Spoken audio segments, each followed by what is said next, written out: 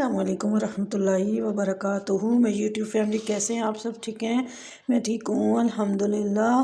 तो आज मैं बना रही हूँ लाल लोबिया।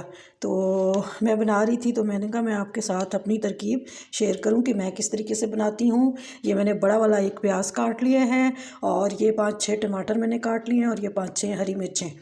तो सबसे पहले जो है वो मैं कर लूँगी, प्याज जो है उनको मैं ब्राउन कर लूँगी।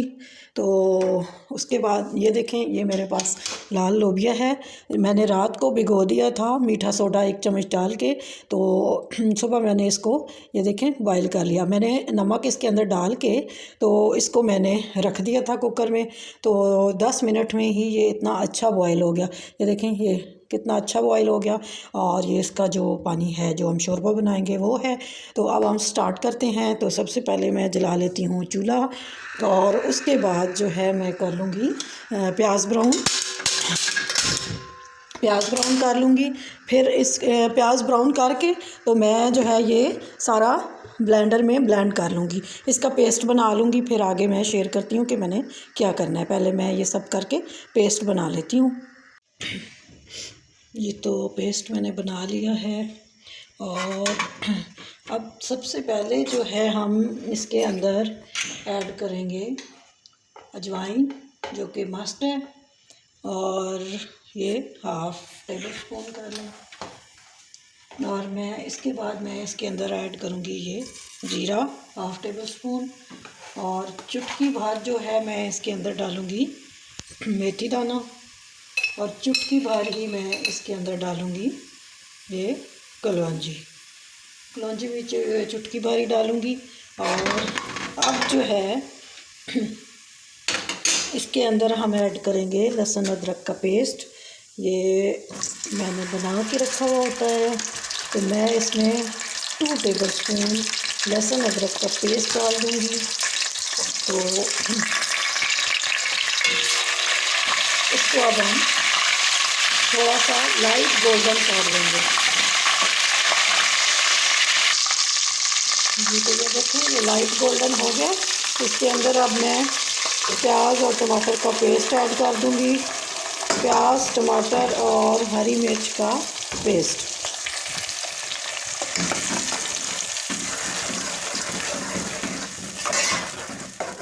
और ये जो ब्लेंडर के साथ लगे हुए मैं पानी डाल के इसको मिक्स करके डाल देती हूँ।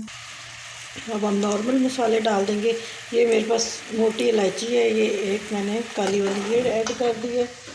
और इसके बाद हम जो है इसके अंदर डालेंगे सबसे पहले खुश्क धनिया का पाउडर डालेंगे। और मेरे थोड़े से हैं तो इसलिए फिर मैं जो है ना उस हिसाब से मसाले ऐड करूँगी।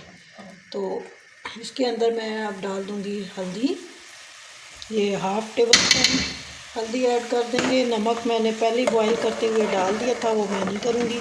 और इसके साथ अब मैं हरी मिर्चें मैंने बीच में ही कर ली हैं। तो अब मैं मोटी जो कुटी हुई दड़ा मिर्च होती है वो थोड़ी सी 1/2 टेबल स्पून मैं वो ऐड कर देती हूँ।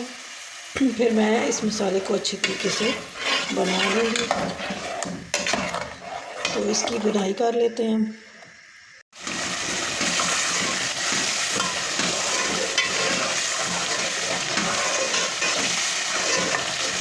जी, तो ये देखें मेरा मसाला तैयार है तकरीबन। इसके अंदर अब मैं ये डाल दूँगी।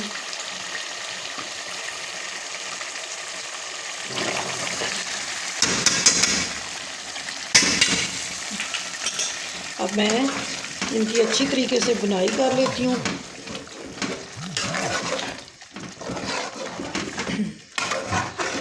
अच्छी तरह इसको मैं इसकी बुनाई करूँगी ताकि मसाले सही पक जाएँ और टेस्ट बहुत अच्छा आए। जितनी अच्छी आप बुनाई करेंगे टेस्ट उतना ही अच्छा आएगा।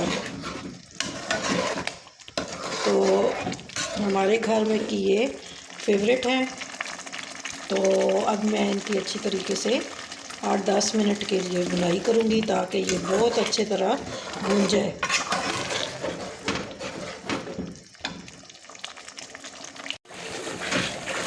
जी, ये देखें 8-10 मिनट हो गए हैं।